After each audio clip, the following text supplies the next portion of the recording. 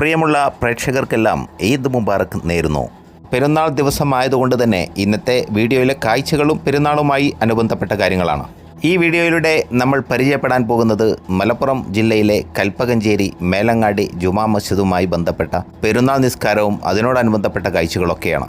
ഒരുപക്ഷെ കേരളത്തിൽ തന്നെ മേലങ്ങാടി ജുമാ മസ്ജിദ് അത്രയേറെ ശ്രദ്ധിക്കപ്പെടുന്നതാണ്. കാര്യം മേലങ്ങാടി ജുമാ മസ്ജിദ് കമ്മിറ്റിയാണ് കൽപ്പകഞ്ചേരി നാട്ടുചന്ത നിയന്ത്രിച്ചു പോരുന്നത്. വിഷയത്തിലേക്ക് വരുമ്പോൾ പള്ളിയുടെ ഫ്രണ്ടിലായിട്ട് ഇവിടെ സജീവമായിട്ട് പായസ വിതരണം നിങ്ങൾ ശ്രദ്ധിക്കുന്നുണ്ടാവും. അതായത് മേലങ്ങാടി തന്നെ പ്രവർത്തിച്ചു പോരുന്ന മെജസ്റ്റിക് ആർട്സ് ആൻഡ് സ്പോർട്സ് ക്ലബിന്റെ കീഴിലാണ് ഈ പായസ വിതരണം നടക്കുന്നത്. ഇവർ എല്ലാ പെരുന്നാളുകൾക്കും ഇതുപോലെ പായസ വിതരണം ഉണ്ടാവും. മാത്രമല്ല അമിതമായ സാമ്പത്തിക പ്രയാസം നേരിടുന്ന കാരണത്താൽ ഭവനമെന്ന സ്വപ്നം പൂവണിയാൻ സാധിക്കാതെ പ്രയാസപ്പെട്ടിരിക്കുന്ന ആളുകളുടെ പ്രയാസങ്ങൾക്ക് ഇവരാൽ ചെയ്യാൻ സാധിക്കുന്ന സഹായവുമായി മെജസ്റ്റിക് മേലങ്ങാടിയുടെ മെമ്പർമാർ തെരഞ്ഞെടുത്ത ആളുകൾക്ക് വേണ്ടി ആ വീടിന്റെ അടിത്തറയുടെ പ്രവർത്തനങ്ങൾ ഇവർ ഏറ്റെടുക്കാറുണ്ട് എന്നുള്ളതാണ്. അതുപോലെ തന്നെ ധാരാളം നന്മയായ പ്രവർത്തനങ്ങളൊക്കെ അവർ സംഘടിതമായിട്ട് ചെയ്തു പോരാറുണ്ട്. പ്രത്യേകിച്ച് മേലങ്ങാടി ജുമാ മസ്ജിദിന്റെ കീഴിൽ സമൂഹത്തിലെ വിവിധങ്ങളായ മേഖലയിൽ അറിയപ്പെടുന്ന ധാരാളം സമുന്നതരായ നേതാക്കന്മാരുള്ള ഒരു സ്ഥലം കൂടിയാണ് മേലങ്ങാടി. അവരിൽ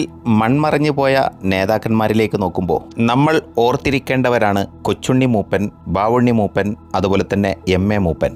ഈ 3 പേരിൽ കൊച്ചുണ്ണി മൂപ്പൻ ആത്മീയമായ കാര്യങ്ങളിൽ സജീവമായിരുന്നപ്പോൾ ബാവുണ്ണി മൂപ്പനും അതുപോലെ തന്നെ എം.എ. മൂപ്പനും, എം.എ. മൂപ്പൻ എന്ന് പറഞ്ഞാൽ ആസാദ് മൂപ്പൻ്റെ പിതാവും കൂടിയാണ് എന്നും കൂടി നമ്മൾ അറിഞ്ഞിരിക്കേണ്ടതുണ്ട്. എന്തായാലും ബാവുണ്ണി മൂപ്പനും എം.എ. മൂപ്പനും ഭൗതികപരമായ വിവിധങ്ങളായ വിഷയങ്ങളിലൊക്കെ തീരുമാനമെടുക്കുന്നവരായിരുന്നു എന്നൊക്കെ പ്രായം ചെന്നവരിൽ നിന്നൊക്കെ അറിയാൻ സാധിച്ചിട്ടുണ്ട്. അതുപോലെ തന്നെ മേലങ്ങാടി ജുമാ മസ്ജിദ് ഇപ്പോൾ സ്ഥിതി ചെയ്യുന്ന അതിനായുള്ള സ്ഥലം അനുവദിച്ചതിലും പണ്ടേപ്പുറത്ത് മൂപ്പൻ കുടുംബത്തിന് നിർണായകമായ പങ്കുണ്ട് എന്നൊക്കെ അറിയാൻ സാധിക്കുന്നു. മറ്റൊരു കാര്യം, തെക്കേതിൽ തറവാട് വീട്ടിൽ മമ്പുറം തങ്ങളുപ്പാപ്പ ഇവിടം സന്ദർശിക്കുന്ന സമയത്ത് അവിടെ വരാറുണ്ടായിരുന്നു എന്നൊക്കെ അറിയാൻ സാധിച്ചിട്ടുണ്ട്. തങ്ങളുപ്പാപ്പ വന്ന് ഇരിക്കുന്ന ആ ഒരു ഇരിപ്പിടം ഇന്നും ആ കുടുംബം അതുപോലെ തന്നെ പരിപാലിച്ചു പോരുന്നു. അതോടൊപ്പം തന്നെ നമ്മൾ ചേർത്ത് വായിക്കേണ്ടതാണ്, ഈ ഗ്രാമത്തിൻ്റെ സാമ്പത്തികവും സാംസ്കാരികവും വിദ്യാഭ്യാസപരവുമായ മുന്നേറ്റത്തിൽ വലിയ രീതിയിലുള്ള പങ്കുവഹിച്ച ഒരു മഹത് വ്യക്തിത്വത്തിൻ്റെ ഉടമയായിരുന്നു എ.പി. അസ്ലം. എ.പി. അസ്ലം ഭൗതിക ലോകത്തോട് വിട പറഞ്ഞെങ്കിലും അവരുടെ കുടുംബം, അതായത്